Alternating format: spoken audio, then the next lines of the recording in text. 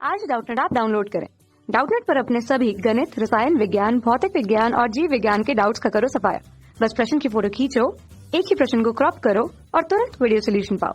अभी डाउनलोड करें। देखिए प्रश्न, 300 से 1900 के बीच में ऐसी कितनी संख्याएं हैं जो 8 से पूर्णतया विभाजित है। 4 विकल्प दिए हैं, इनमें से बताना है कौन सा विकल्प सही होगा। ठीक है, तो देखिए इसे हम यहाँ पे कैसे सरल करेंगे। सबसे पहले तो देखिए 300 से 1900 के बीच संख्याएं क्या आएगी। 301, 302, 303, 304, 305 इस तरह से संख्याएं आएगी और कहाँ तक आएगी 1899 तक। ठीक है, अब हमें तो ये बताना है कि इन संख्याओं में से 8 से पूर्णतः विभाजित होने वाली कितनी संख्याएं हैं। ठीक है, तो देखिए सबसे पहले तो 301 8 से पूर्णतः विभाजित नहीं हो सकता। 302, 303 और 304 पूर्णतः विभाजित हो सकता है। यदि इसमें 8 का भाग देते हैं तो कितने पे जाएगा। देखिए 8 या 24 शेषफल आ जाएगा, इसमें से घटाएंगे तो 6। अगली संख्या लिखेंगे 4, तो 8 8 64, तो इसमें से घटाएंगे तो ये आ जाएगा 0। ठीक है, इसी तरह से 305 विभाजित नहीं हो सकता। 306 7 8 9 10 11, फिर इसके बाद जो अगली संख्या आएगी वो आएगी 312।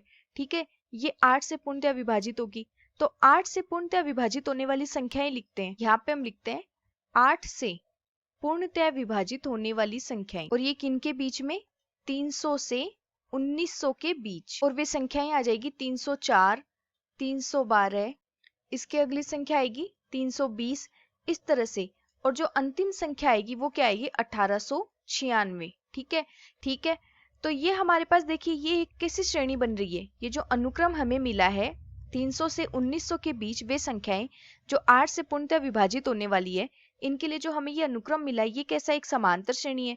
इन दो संख्याओं के बीच का अंतर 8, इन दो संख्याओं के बीच का अंतर 8, इसी तरह से इन सभी लगातार दो संख्याओं के बीच का अंतर क्या आएगा 8 आएगा।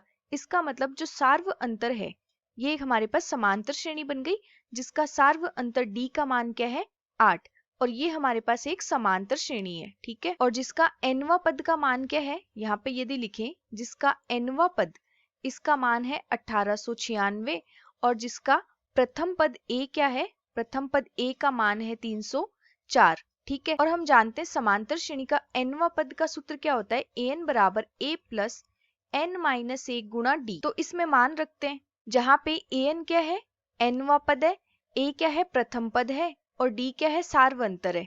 ठीक है, तो इसमें मान रखते हैं, तो nवां पद का मान है 1896 बराबर a का मान है 304, और n का मान हमें ज्ञात करना है, और d का मान क्या है सार्वंतर का मान है 8, तो गुणा 8। ठीक है, तो यहां से देखिए इसको सरल करते हैं, तो 1896 बराबर 304 प्लस 8 से गुणा करके लिखते हैं 8n माइनस 8। ठीक है, अब 304 में से 8 घटा देते हैं, तो यहाँ से इसका मान क्या आ जाएगा 296 प्लस 8 गुणा n, और इसके बराबर में है 1896। ठीक है, तो 8n का मान यहाँ से क्या आ जाएगा 1896 माइनस 296। ठीक है, तो 8n बराबर 6 में से 6 घटाएंगे 0, 9 में से 9 घटाएंगे 0, 8 में से 2 घटाएंगे 6, और ये 1, तो n का मान 1600 में भाग लगा देंगे यहाँ से 8 का, तो n का मान आ जाएगा, तो 8 का भाग लगाएंगे तो 8 दूनी 16, तो n का मान आ जाएगा 200।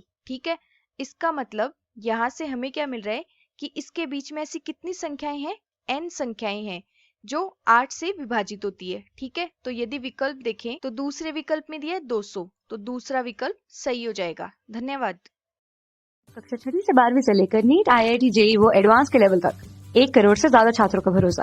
आज ही डाउनलोड करें डाउटनेट ऐप या व्हाट्सएप करें अपने सारे डाउट्स 8400 400 400 पर।